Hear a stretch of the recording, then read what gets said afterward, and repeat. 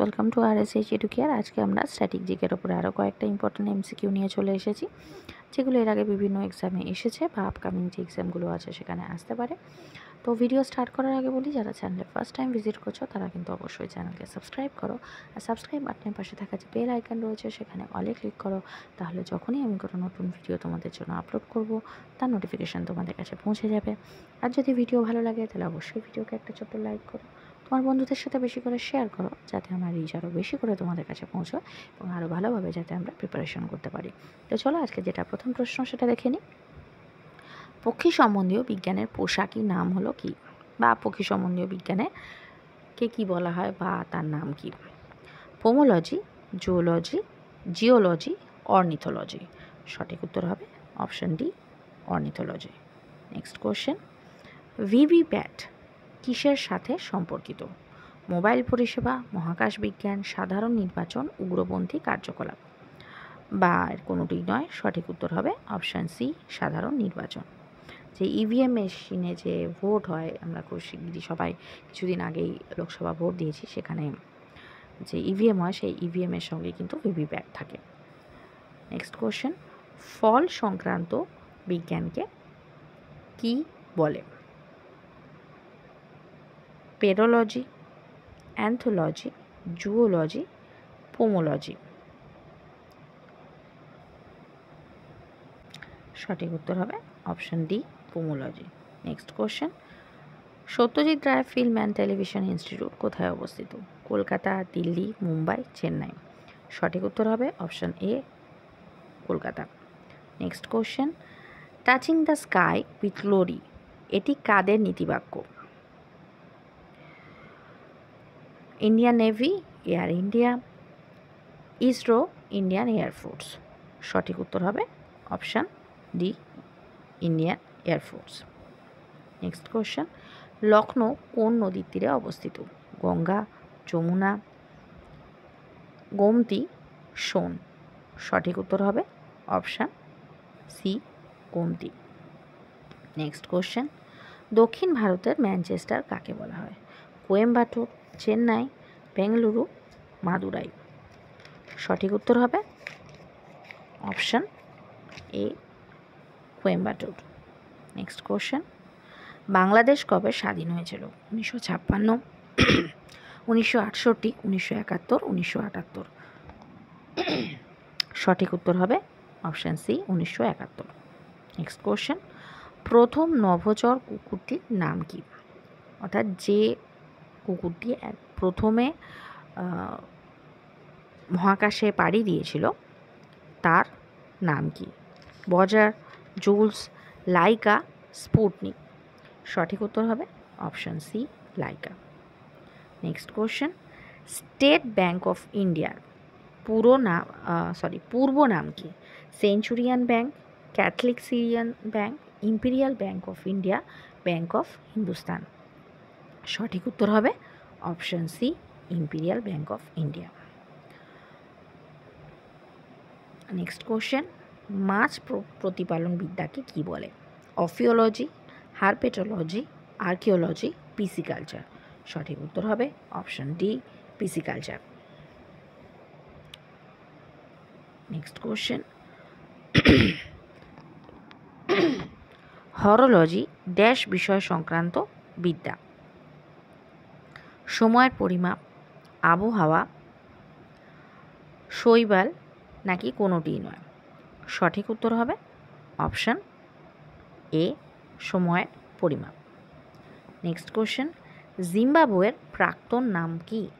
মালে, Namibia, জিঞ্জিবার, Rhodesia.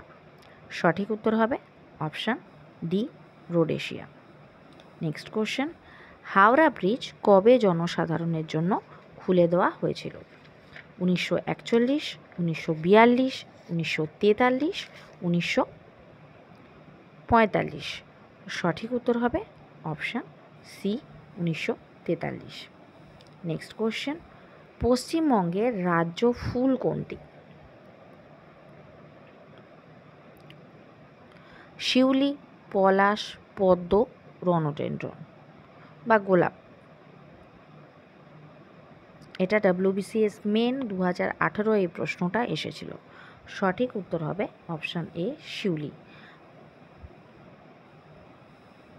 Next question, man of destiny উপন্যাসটি কার লেখা? Mussolini, Hitler, Napoleon, George Bernard Shaw. সঠিক উত্তর হবে অপশান ডি জর্জ বার্নার্ড শ।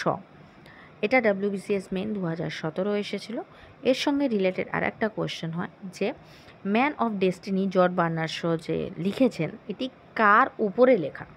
তাহলে কিন্তু হবে নেপোলিয়ান, এখানে দন্তে না হবে, নেপোলিয়ান বোনাপার্টের ওপরে এটা লেখা। যদি কাকে উদ্দেশ্য করে হয় বা কার উপরে হয় তাহলে হবে নেপোলিয়ান বোনাপার্ট, আর যদি রাইটারকে হয় তাহলে কিন্তু হবে জর্জ বার্নার্ড শ। তা কোয়েশ্চেনটা কীভাবে আসছে সেটা দেখে কিন্তু তার উত্তর দিতে হবে। Next question, social networking site Twitter কবে চালু হয়? 2003 সালে, 2004 সালে, 2005 সালে, 2006 সালে। সঠিক উত্তর হবে